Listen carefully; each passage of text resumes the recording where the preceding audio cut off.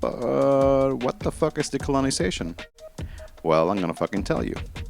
For this, I spoke with Amanda Lickers, an indigenous organizer from Nogojiwanong. Hey Amanda, how the fuck are you? Not too fucking bad. So, what the fuck is colonialism?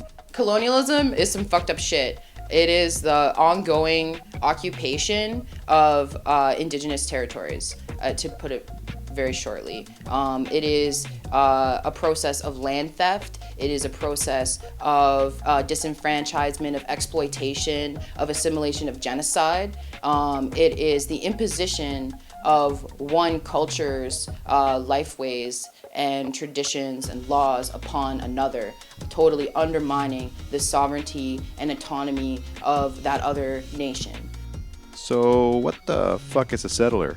A fucking settler is someone who is not indigenous to Turtle Island, meaning that their ancestors came here either by choice or coerced. And so there's different types of settlers. Like, people often assume that all settlers are like white people, but that's not necessarily true. There are stories, of settlers of like who are non-white, settlers of color who were coerced onto coming here and came here with their own autonomy violated, and they were indigenous folks from their communities who were stolen, and brought to be exploited in order to build the so-called fucking new world. So settler privilege is something that can vary also depending on sort of like skin privilege as well. And there's different narratives around diaspora, diaspora is like a community where you are reviving your cultural traditions despite being physically or geographically displaced from those areas. And so that's just a distinction I think is necessary to see. What do you mean when you say Turtle Island? Turtle Island is the true name for North America, to give it really brief. There's a lot of stories like the Haudenosaunee. It's part of our creation story. And I understand that the Anishinaabe also use that term. I feel like a lot of nations, I don't want to speak for other nations, but that's how a lot of indigenous folks refer to North America. And what is an ally and how does one become one? Okay, well, first of all, allyship is something that's determined by the community that is affected. So I wouldn't necessarily be able to say what allyship looks like for another indigenous community, but largely from my experiences, things that would move towards allyship as an action and a practice. It's not an identity. You just aren't like an ally, and you can never be a self-appointed ally.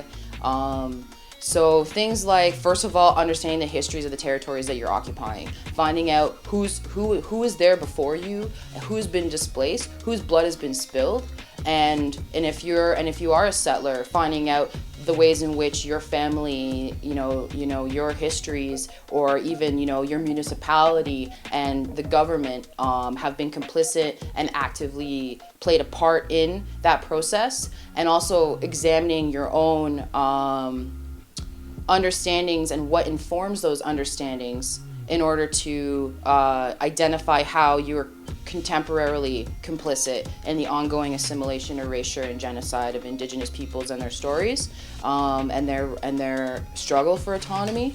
Another thing to do is not to fucking co-op struggles and think that you are automatically entitled to space in an indigenous community or in the context of an indigenous struggle. And I think one of the best things that can possibly be done is to begin to understand the narrative of colonization, and then be able to understand what decolonization looks like as a process of undoing colonization.